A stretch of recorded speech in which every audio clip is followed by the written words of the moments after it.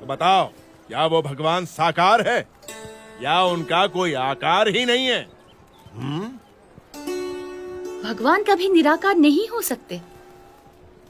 यदि भगवान निराकार होते तो उनके द्वारा निर्मित ये सृष्टि कैसे साकार होती? अरे, जिन्होंने इस साकार सृष्टि की रचना की है, वे भगवान कैसे बिना आकार के हो सकते हैं?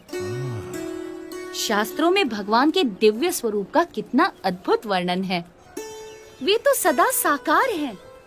वेद में कहा है कि स ईक्षत, यानी भगवान ने देखा। यदि देखा तो क्या उन्हें केवल आंखें ही होंगी? लेकिन यहाँ पर तो नहीं, वे तो सदा दिव्य स्वरूपधारी हैं। घनश्याम का तर्क कितना ठीक और सटीक है। साधु साधु। ये तो कोई विद्वान है या फिर स्वयं भगवान। अभिनंदन, धन्य प्रभु। साधु साधु।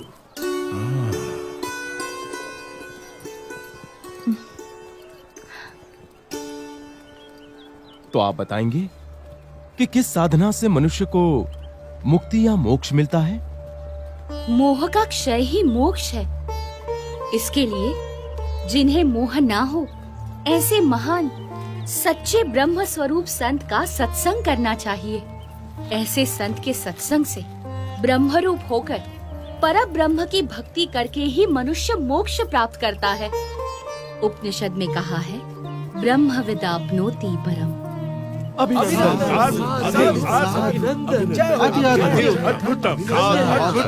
प्रभु।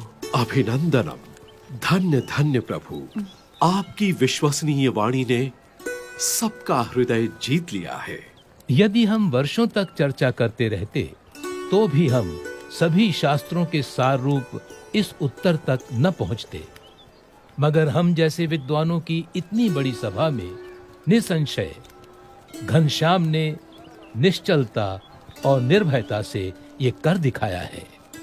वो तो सिर्फ परमात्मा ही कर सकते हैं। मैं काशी का राजा घनश्याम प्रभु का सम्मान करता हूँ। बोलो घनश्याम प्रभु की जय। बोलो घनश्याम प्रभु की जय। बोलो घनश्याम प्रभु की जय।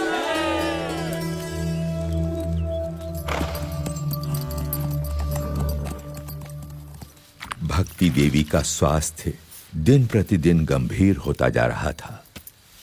उनके जीवित रहने की संभावना कम होती जा रही थी, परंतु उनके मन में पुत्र घनश्याम के स्वरूप की महिमा उत्तरोत्तर बढ़ती ही जा रही थी।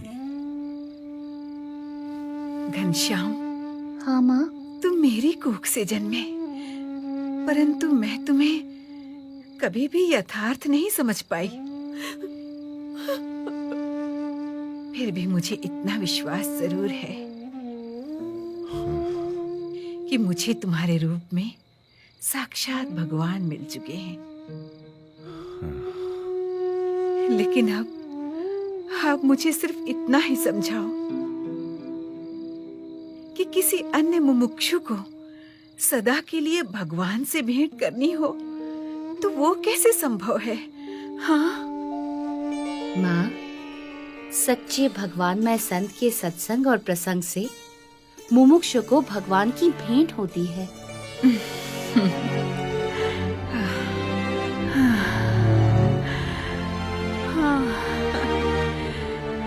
घनश्याम,